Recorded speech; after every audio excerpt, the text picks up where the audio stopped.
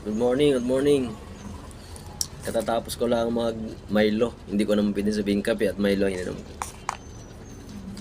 Mga kasama ko kasi kanina. Medyo nagdidebate tungkol sa natatawa ko tungkol sa mga presidente na dumaan dito sa Pilipinas.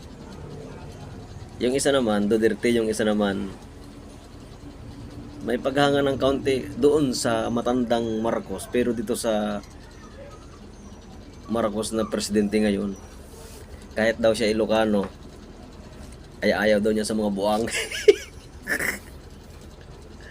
Kaya yun, sa panahon daw ni Duterte kasi, medyo kung meron mang namamatay nung una, ay dahil yung talaga ay kumpirmado na mga adik yung nauutas. Kaya, ibig sabihin, patungo na siya sa paglilinis paglilinis na yun nililinis na yung mga masasamang tao rito sa Pilipinas, kagaya nga niyang mga adik, hindi naman, pero sa mga puntong yun kasi doon tinira si Duterte, tinawag nilang AJK. Pero ngayon, sa panahon ngayon ni Bongbong Marcos, merong, kasi nung nakaraan kasi kaya nasasabi namin ito, dami ng pinapatay, kagaya dun sa turbina, nakalagay dun sa kahon yung box, isang babaeng pinatay, pinagkasya doon niya isinakay doon sa company namin, na sabi ay ingatan daw yun at babasagin yun. Tapos pagdating doon sa, hindi ko lang alam kung saang lugar na papuntang Bicol na yun, hindi ko lang kung Matnog na yun, hindi ko sure kung anong lugar na yun, basta paparon sila. Doon nila ay binaba yung box na yun, tapos itinapon sa ilog. Yung pala bangkay ng tao, babae, pinatay ng kuwan, pinatay ng ang alam ko boyfriend ang pumatay doon Ayun ang mga ikinababahala kung bakit nangyayari nito. Noong nakaraan nga, mayroon doon sa parteng Mindanao, 15 years old, kung hindi ako nagkakamali, pinugutan din ang ulo. Ay, sino ba namang matinong tao ang gagawa noon? Kaya yung mga kasamahan ko medyo, pero kung ako naman ang tatanungin, sa aking pananaw, at ito ay bilang isang taong naniniwala sa Diyos, hindi na talaga bubuti ang mundong ito. Kahit sino pang presidente ang ilagay mo, wala na. Hindi pwedeng masira yung nakasulat doon, na ang mundong ito ay habang papalapit sa kanyang kawakasan, patindi ng patindi ang kahirapan, kalamidad, kahirapan, sakit, kagaya na yung mga pandemic. Talagang hindi nabubuti.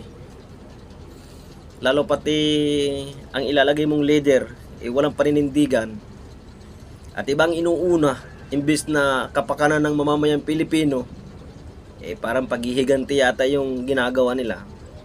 Hindi mabuti. Kaya wala na. Ang tanging na lang nating magagawa, mga kababayan, ay manalangin tayo na sana ay pagkalob sa atin yung kapayapaan sa ating pamilya. Tayo nakakapaglingkod sa Diyos, wala tayong nararamdamang sakit sa ating katawan, maligaya ang pamilya, okay na yun. Huwag na tayo maghagad ng mga presidente. At ang mga presidente na inilalagay natin dito sa ating bansa, ay hindi na ako magsasalita ha, kayo na ang magsabi. Kasi alam kung bakit. Kung ang focus mo ay hindi sa ikauunlad ng bansa, hindi ka masasabi na matino kang presidente. Hindi ka masasabi na maayos kang presidente. Pero pag ang inuna mo ang kapakanan ng bansang ito, saludo ako sa iyo. Kung uunahin mo yung paghihigante, matatapos ang termino mo. Wala kang magagawang mabuti dito sa Pilipinas. Paano ngayon kami matutuwa sa iyo? Alangan namang saluduhan kita. Hayag na hayag naman ang mga pangyayari. Ako hindi ako maka-Duterte, hindi ako maka-Bongbong Marcos. Kami mga INC, wala kaming pinapanigan basta't kami bumuto. Tapos ng pananagutan namin doon. Pero kung titingnan natin ngayon, Talaga sa totoo lang, mas magulo rito kay Bongbong Marcos. Duterte, wala kasi nung rally. Bongbong Marcos, panay ang rally. Bakit? Nangyayari yung mga bagay na ayaw ng tao. Kaninong panahon yun? Ala ka naman dun sa matandang Marcos. Nangyari na ngayon, di ba?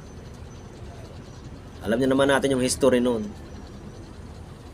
Naulit sa kanyang anak. Kahit pa paano yung matandang Marcos, saludo pa rin ako sa kanya. Marami siya nagawa dito sa Pilipinas Kung hindi ako nagkakamali, halos lahat ng project dito sa Pilipinas na pinakikinabangan natin, gawa pa niya yun. Ito ngayon ang tanong. Ano ang nagawa ng Junior Marcos na ito? Totoo lamang. Pinagtatanggol ka ng mga vlogger mo, mga content creator mo. Tanong ko yan sa kanila. Ano bang nagawa na niya? O baka naman ang nagagawa lamang niya ay yung mga dating tinapos na. Dating nasimula na nung previous na administration.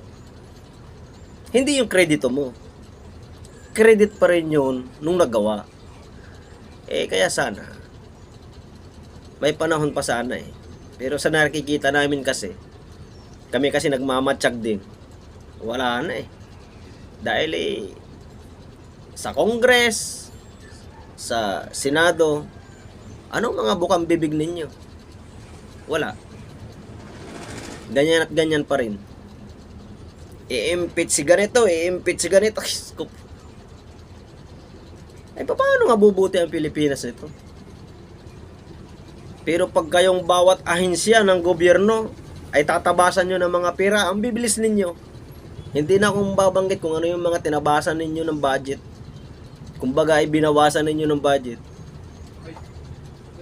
Kaya sana lang, matuto na tayo. May panahon ka pa para magbago.